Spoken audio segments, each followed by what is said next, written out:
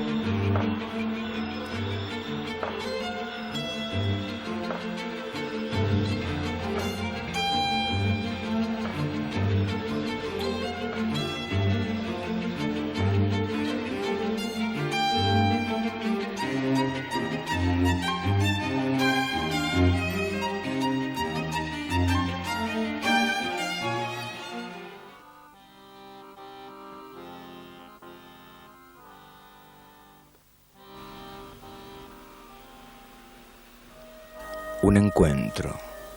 Alguien que espera. Carmelo. Un filántropo. Andrés.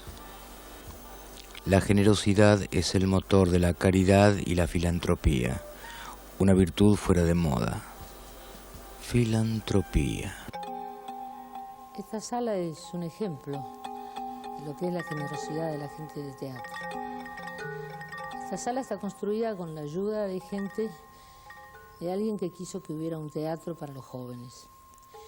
Y si observan las sillas, por ejemplo, ahí están en el respaldo los nombres de todos los actores que donaron una silla para que fuera posible completar la sala. La gente de teatro tiene una generosidad muy especial.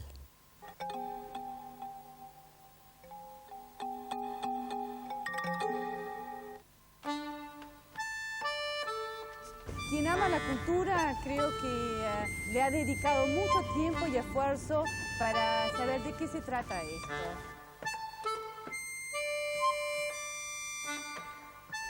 La reflexión es lo que ayuda a la gente, lo que genera intercambios de pensamiento. La filantropía siempre se ha expresado en el dar tiempo, en el dar dinero y el hacer algo un poco más allá de uno, hacer algo por el otro. Yo creo que un país como Argentina debería buscar la manera de ser competitivo frente al mundo apoyando la cultura. No se es competitivo solamente bajando los salarios.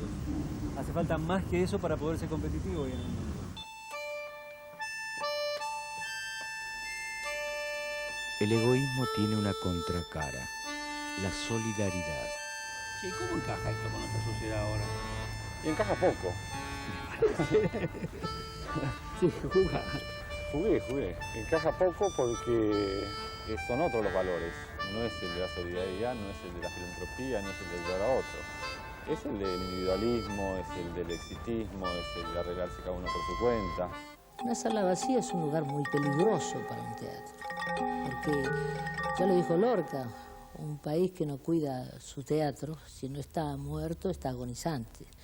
Es decir, en una sala la gente vuelve a encontrarse una con otra. Nuestra sociedad actual está tomando la costumbre de quedarse solo en su casa, viendo un video, y no siente el palpitar de otro espectador al lado que ríe o llora con él. Eso es irreemplazable, eso tiene que ver con la solidaridad humana. Es como una acción solidaria a la cual se pierde la costumbre. Si un ministro manda a lavar los platos a un cientista social, se está mandando un mensaje a la sociedad de desvalorización del saber. En la medida en que, por ejemplo, el Estado no valora ciertos sectores, ciertas actividades como la cultural, normalmente arrastra al poder económico tras de sí, o sea, no existe una posta. El Estado no le importa la cultura, lo asume la empresa. Difícilmente ocurra eso. En general, cuando uno habla de la filantropía o habla de lo que se puede hacer en el campo de la solidaridad, no está pensando en el gobierno, uno está pensando en qué es lo que puede hacer la sociedad por sí misma. Obviamente que si no hay ejemplos, si no hay incentivos, esto es mucho más difícil. Pero sin embargo, vos tenés una situación muy contrastante entre lo que se hace desde el gobierno, lo que se muestra desde el poder, y lo que hacen infinidades, miles y miles de ciudadanos que están haciendo sus cosas por su cuenta.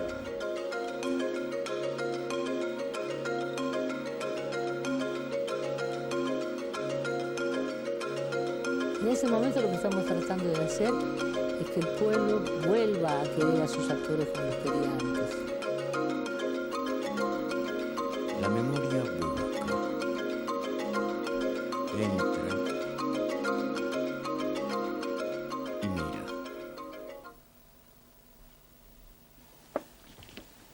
He traído este enorme mamotreto porque es toda la colección de la revista Martín Fierro, la edición facsimilar.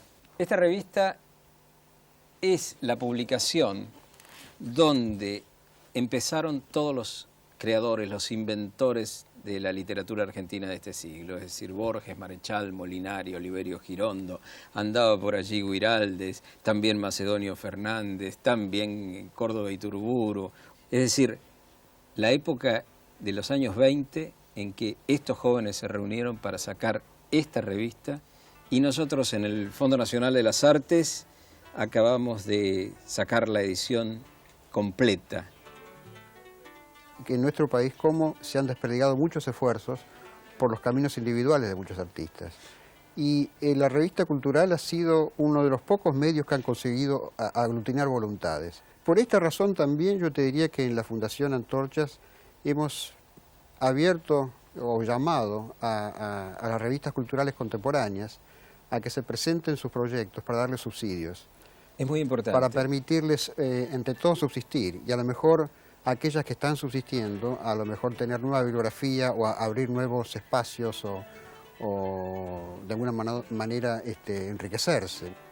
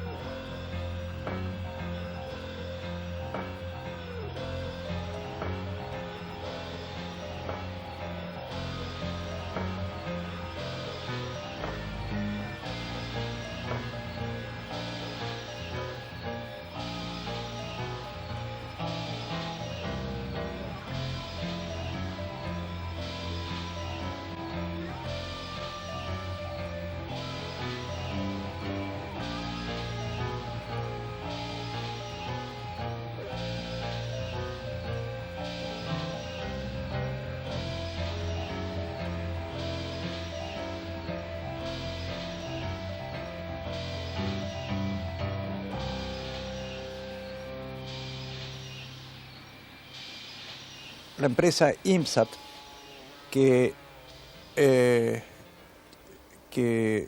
es una empresa de comunicaciones satelitales, me ha auspiciado la exposición que estoy realizando ahora, la retrospectiva en el Museo Nacional de Bellas Artes, y este es el catálogo, es un buen catálogo que refleja toda la exposición, y es la única auspiciadora. Eso me permite una cierta reflexión sobre lo que es para mí lo que es verdaderamente auspiciar, porque muchas veces hay muchas empresas que están dispuestas a dar el logo, pero no lo que significa, lo que viene detrás del logo.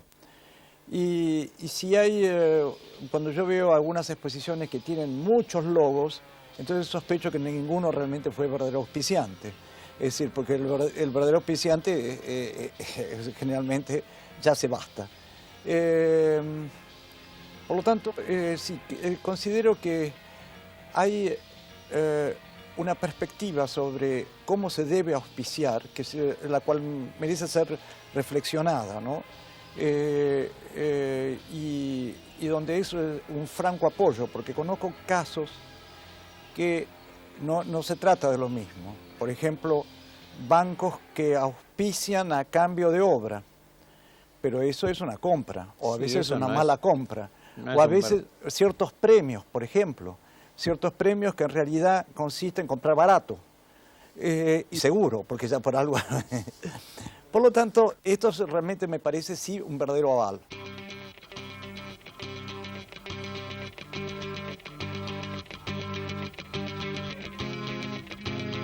La máxima sabiduría es la del nacimiento.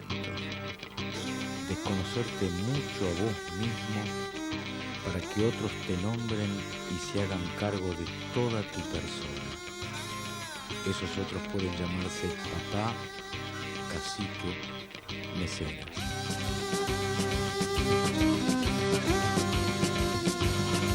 Escritor, Libertela. ¿Qué dice ahí? Unas líneas en latín. Si querides musae paulo mayora canamus, si canimus silguai sin consule dignae. Es decir, esto es Virgilio, la cuarta égloga, ¿no? Virgilio, alguien que sí la hizo, vivía en palacio, protegido por el emperador Octavio Augusto, y su directo protector era justamente Cayo Cinio Mecenas. Yo creo que ahí se inaugura directamente esta ilustrísima tradición de que el artista también en algún momento merece protección sobre su letra, ¿no? ¿Dónde?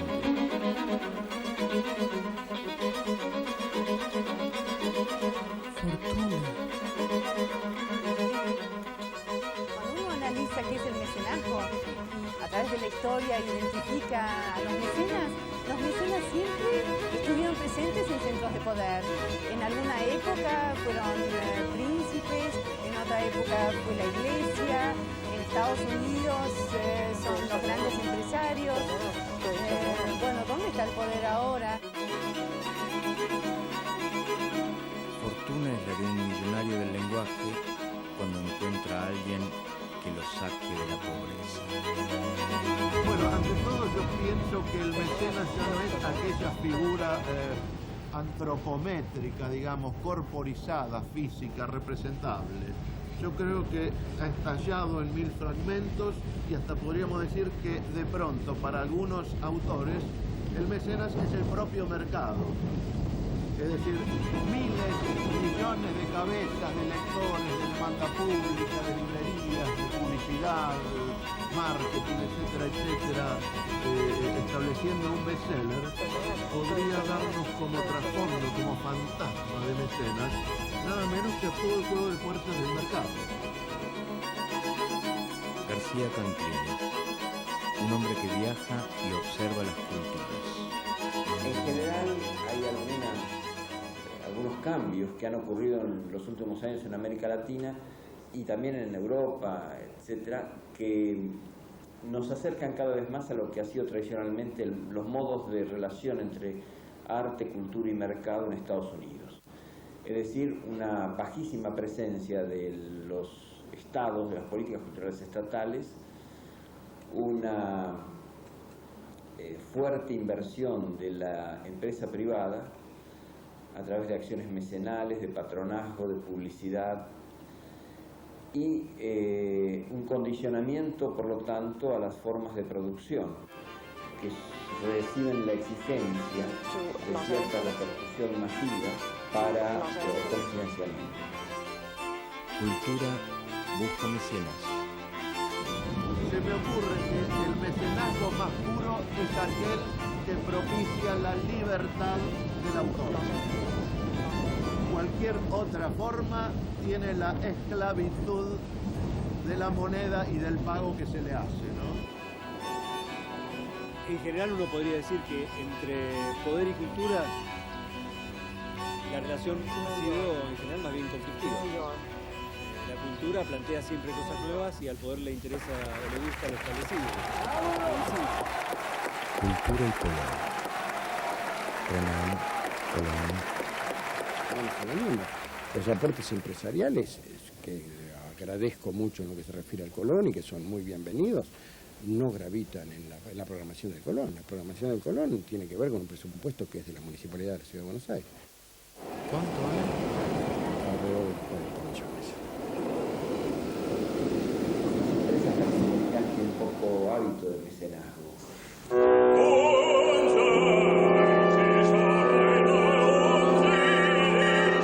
Para una empresa, si dona a fines culturales en la actualidad, no puede deducirlo del impuesto a las ganancias.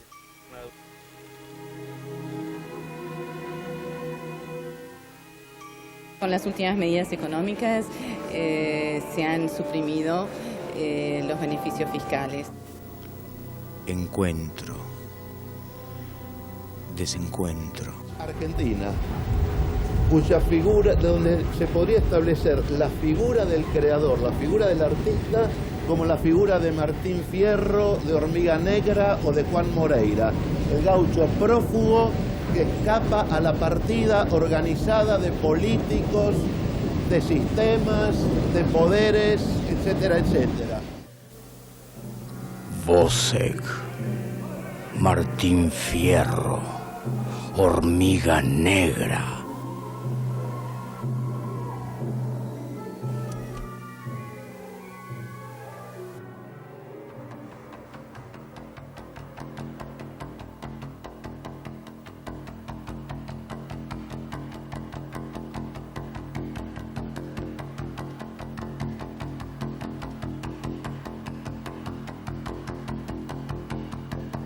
Traigo acá es un folleto de un libro que editó el Fondo Nacional de las Artes, del cual soy miembro del directorio, el año pasado, referido a los maestros fileteadores porteños.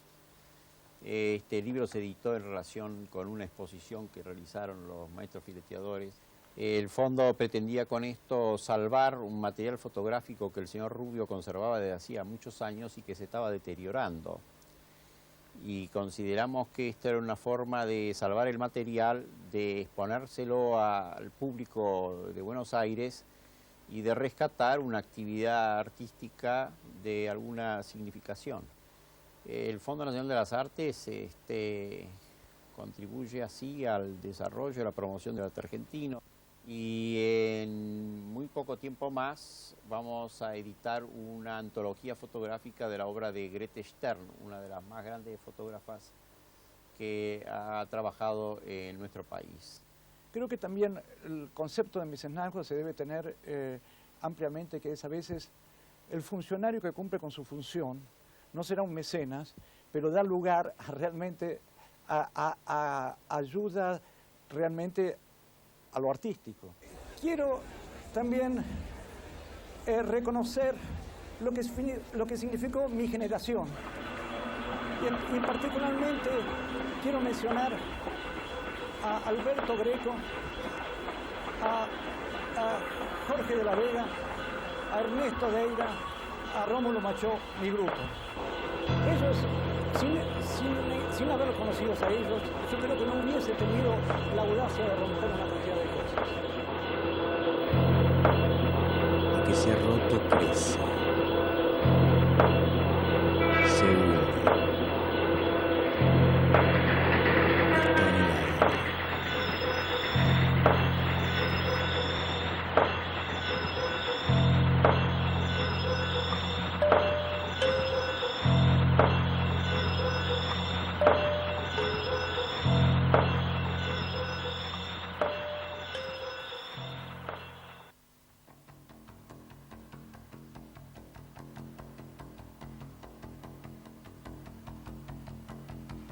¿Por qué trajiste ese bulbo?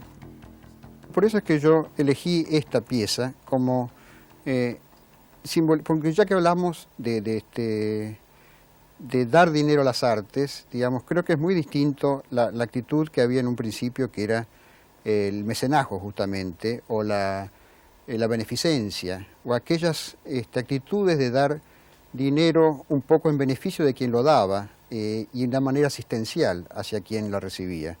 En el caso creo que esto se ha ido modificando, y en la actualidad creo que ha resultado mucho más provechoso, por las experiencias que se han hecho en otros países sobre todo, el facilitar el trabajo del artista, y por encima de comprar obras terminadas, por encima de entrar quien dispone de los medios al momento del fin de la tarea creativa, es posibilitarle la creación.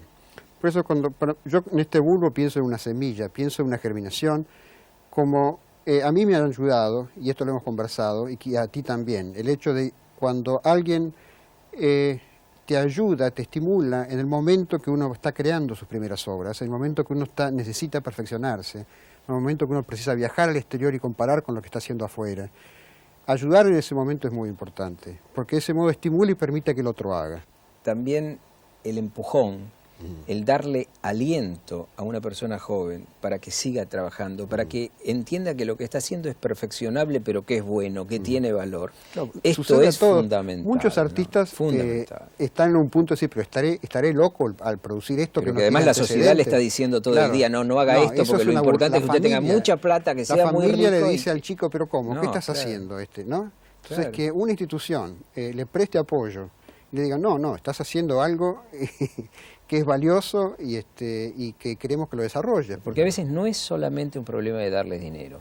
El problema es de estarles encima, cuidarlos. Esta sociedad que tan poco protege a los artistas, no protege a nadie. En la medida, claro, pero en la medida en que los recursos necesariamente son escasos. Claro. En toda economía no hay disponibilidad absoluta de recursos. Es muy importante tratar de no equivocarse, de ponerlos en poder invertirlos de la manera y en la dirección que van a resultar siendo multiplicadores.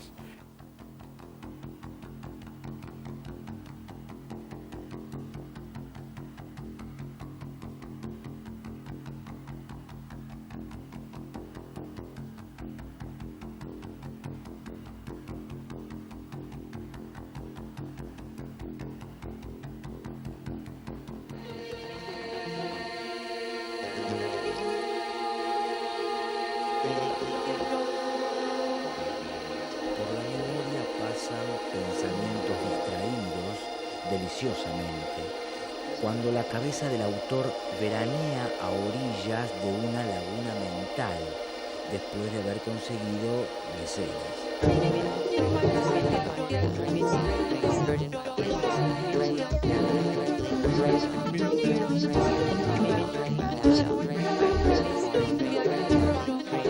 Memoria es cultura. Bocardo, escultor.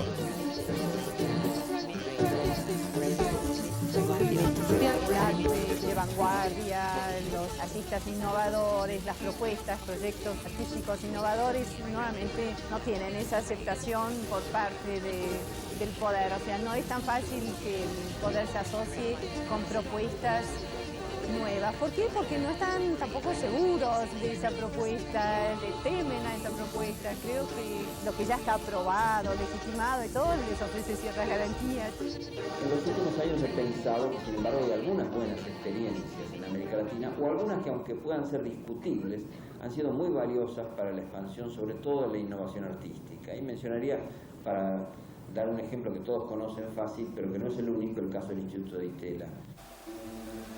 Memoria es cultura. Al pie de un encuentro, Piglia, Gandini, Colón. Tradición y vanguardia. En los países del primer mundo, entre comillas, es casi inconcebible que un compositor escriba una obra sin que nadie se la encargue. Esta ópera la escribimos porque tanto Piglia como yo queríamos escribirlo. Nadie nos encargó la ópera y hasta este momento no hemos recibido un solo centavo.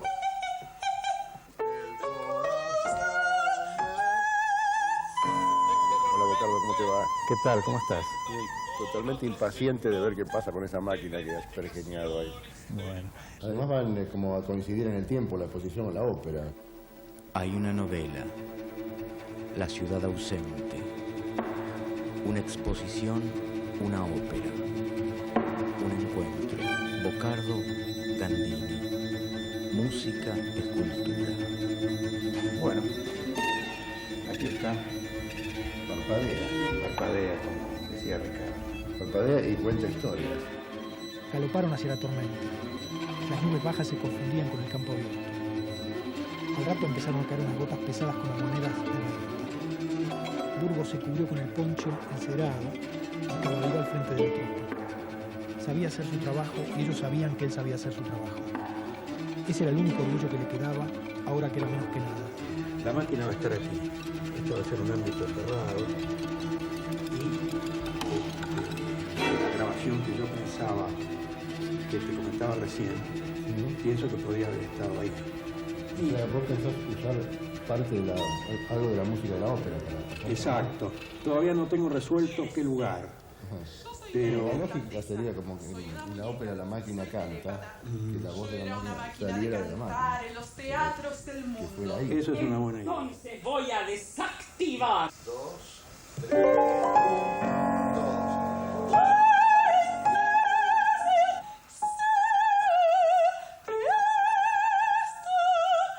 ¿Cómo te fue con la...? Yo me acuerdo que la última vez que estuve estabas como buscando algún sponsor. Sponsor para la muestra, claro. Mirá, hice una serie de presentaciones a fundaciones, sobre todo bancos. Pero claro, la situación general del país terminó... No habrá sido los bancos que cerraron ahora.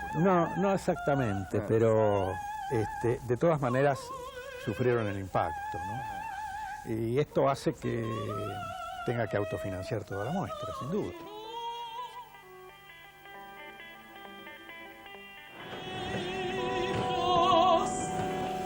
¿De quién soy hija yo? Si soy una máquina que canta. 3 años de trabajo, claro. Que por supuesto fue hecho con mucho gusto y porque querías, pero digamos eso yo creo que diferencia un poco desde el punto de vista del dinero.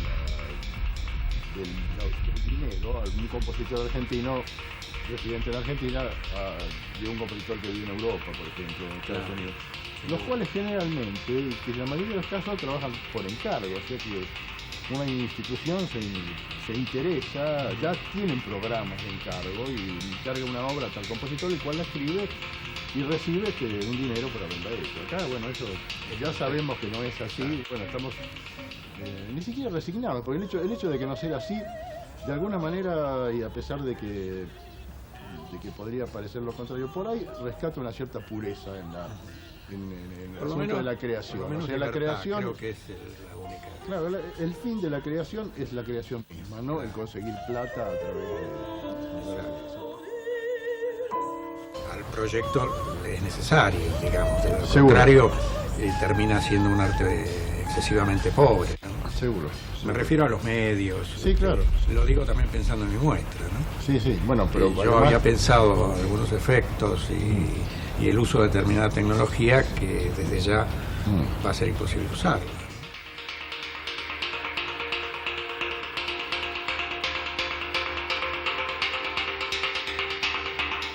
Yo creo que el fenómeno no solo está referido a los fenómenos, a datos como las exenciones impositivas o ese tipo de aspectos que sin duda pueden tener su importancia, pero creo que sobre todo hay un sentimiento de que aún sin una presencia económica importante, las cosas finalmente se hacen, finalmente salen. Hay golpes en la cultura, yo no sé, ¿salen o no salen? Podemos escapar del dinero. Me parece que el dinero, como se constituye en lo simbólico, y justamente en lo simbólico de este diálogo entre mecenas y creador, es un elemento inescapable. Es decir, sería utópico pensar en un artista que no esté dentro de la circulación del dinero, ¿no? Pesos, sueños, uno sueña con que la mayor cantidad de gente se entere de que hay cosas muy hermosas que le pueden servir para vivir mejor. Y si esos son los sueños, son las utopías, si nosotros creemos que en el destino final del hombre, que puede ser mucho mejor que el que es actual, entonces estas cosas dan fuerzas para hacer entender esto.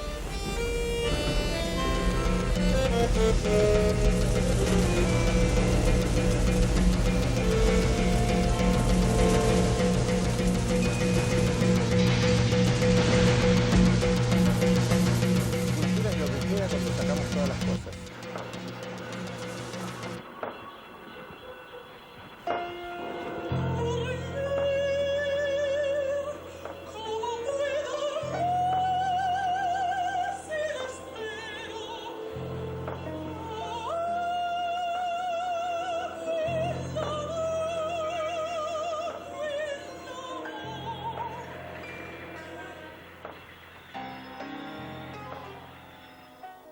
Vos que has tenido funciones en la Secretaría de Cultura de la Municipalidad, ¿no crees que también debe orientarse en una entidad pública el estímulo hacia el perfeccionamiento más que hacia la difusión o en otra medida? ¿Alguna vez ¿Cómo lo ves vos? A mí se me dijo que yo hacía poco ruido cuando fui secretario de Cultura. Quiere decir que eras bueno, entonces. Claro, hacía poco ruido, pero yo creía que era más importante ayudar a la gente que hacer recitales. Claro, los recitales hacen más bambolla, pero la gente se va de ahí y se quedó nada más que con el ruido del recital. Esta es la realidad. Creo que hay que apoyar a la gente, creo que hay una carencia de política cultural en este sentido. Esto no es de este gobierno, ni del anterior, ni del otro, ni del otro. Creo que es un problema de la sociedad argentina que no le da una importancia como tiene a la cultura. Y basta ver nuestros políticos, la Cámara de Diputados, es decir, no se ocupan de temas culturales jamás y no advierten. Creo que el problema es un problema casi de ignorancia, o sin casi, que por ejemplo, España tiene el 19% de su presupuesto nacional en cultura. ¿Por qué? Porque le vuelve por otro lado, y Francia pasa lo mismo, un poco más. Francia creo que tiene cerca del 23%. ¿Por qué? Porque le dan la importancia cultural que tiene una cosa que le va a traer dinero por otros lados. Porque hay toda una industria alrededor de la cultura que en la Argentina los industriales no la han entendido y sobre todo no han entendido la política cultural de ningún gobierno.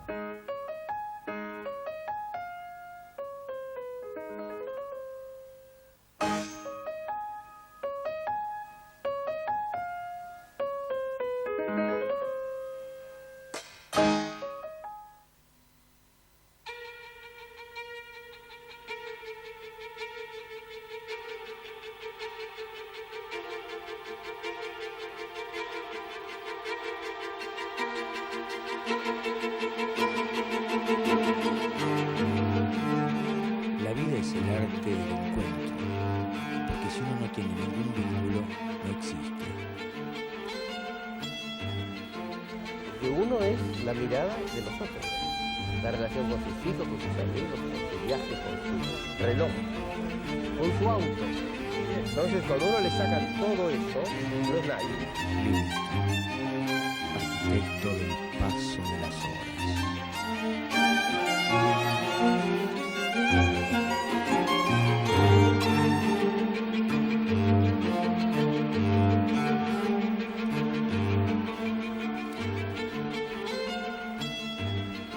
Liberté la mira. La poética es como una placenta donde anida un texto. Si está bien tejida, vale para atrapar insectos, lectores y mecenas. Un tenor. López, el soldado de Bosek.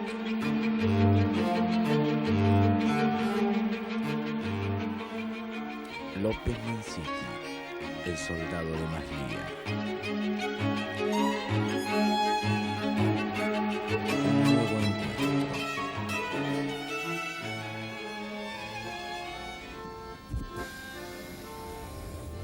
Perdón, se me acaba de ocurrir algo. Que allí donde hay un interlocutor, allí se constituye un mercado. Pasajero en vagón 1 adentro del brazo, por favor. ¿Un mercado? ¿Cómo un mercado? ¿Con un interlocutor? ¿Un mercado? No entiendo lo que me quiso decir este tipo. Entonces hay uno que escucha y otro que explica algo, y si hay un maestro en potencia detrás de eso, los resultados pueden ser buenos. Había el mito de que no se podía, un artista vivo no podía exponer en el Museo de Bellas Artes. Bueno, Gruber ha roto con ese prejuicio e invita a artistas vivos a exponer en el museo. Contra una ley fantasma que no existía que lo prohibía. Bueno, eso me parece actitudes que también son las actitudes que ayudan. Por supuesto, porque en realidad no hay ninguna razón para impedir que un artista vivo de relieve, sobre todo, muestre su obra y el público pueda verla.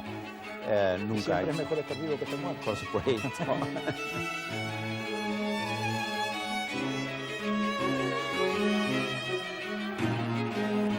Las piedras en el camino buscan su sentido. Sentido.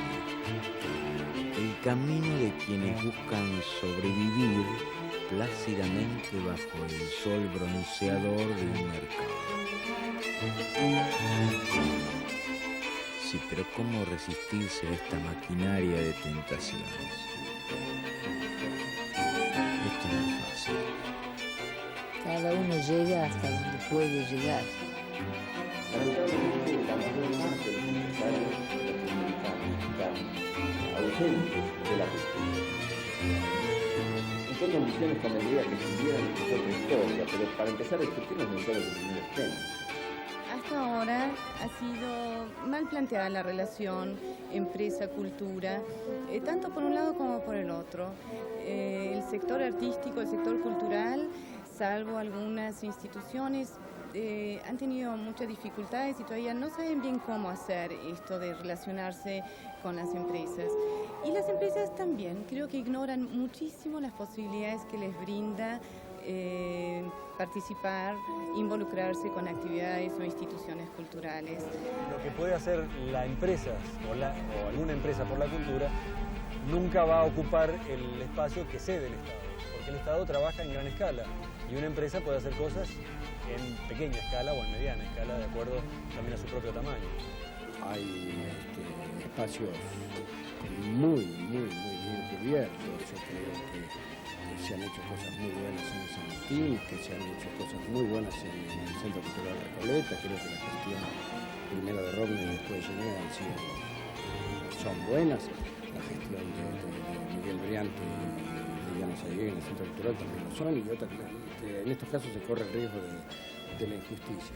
Comuniqué a los artistas con el público, a los empleados con el público, al edificio con los artistas, al edificio con la gente y al centro cultural con la ciudad. Así que yo me considero un provocador en este caso cultural. No fui yo el que inventó todo, sino que convoqué a la gente. Se divertían mucho en esas reuniones. Bueno, ahora están clausuradas las terrazas. En Argentina hay una cosa media morbosa de todo lo que sea placentero cerrar. Toda la actividad de los organismos dedicados a la cultura tienen que dar esa impresión de cosa viva, de cosa activa, de cosa que está a flor de piel, que se nutre de las vivencias y de las realidades cotidianas de todos los días.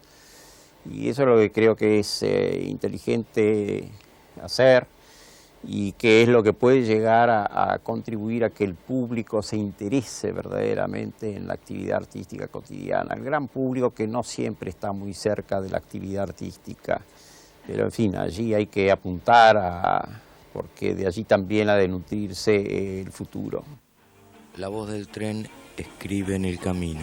Es bueno que haya una restitución de los roles y de las transacciones, diálogos, etcétera, entre estos tres elementos, como son el mercado, el mecenas y el artista, ¿no? Sobre todo porque la situación de un autor en condición de recibir dinero para escribir su obra es una situación que sin duda está colocada en los umbrales de la esperanza y del paraíso de un futuro mercado, ¿no es cierto? allí, allí, allí, allí donde haya un interlocutor, allí, allí, allí, se constituye un mercado.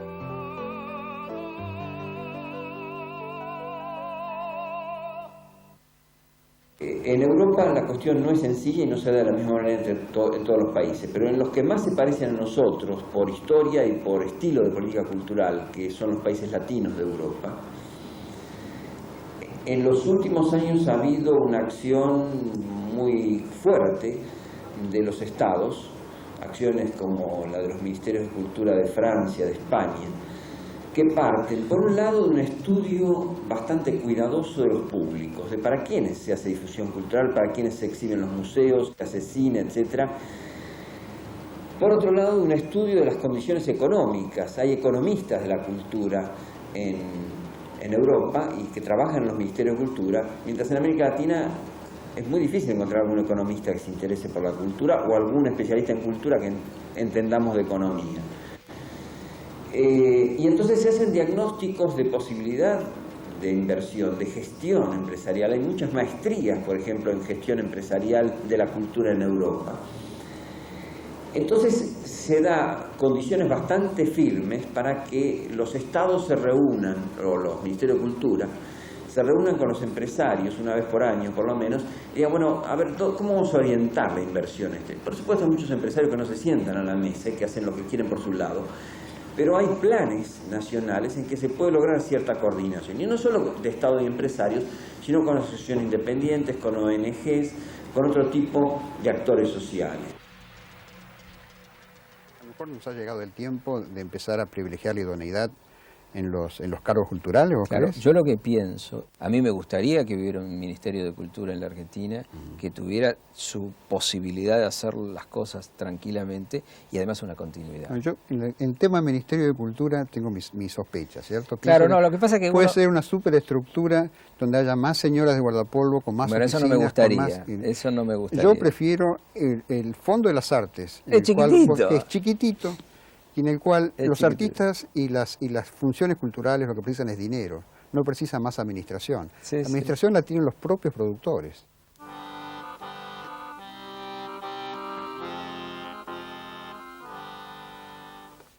Todo lo que nos rodea está pleno de una poesía que quiere ser descubierta. Pellegrini.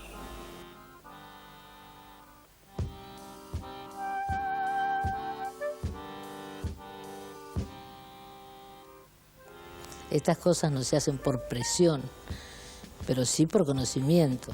En la medida que la gente conoce mejores cosas, cuando alguien abrió la ventana y vio el sol, es muy difícil que pueda vivir a oscuras.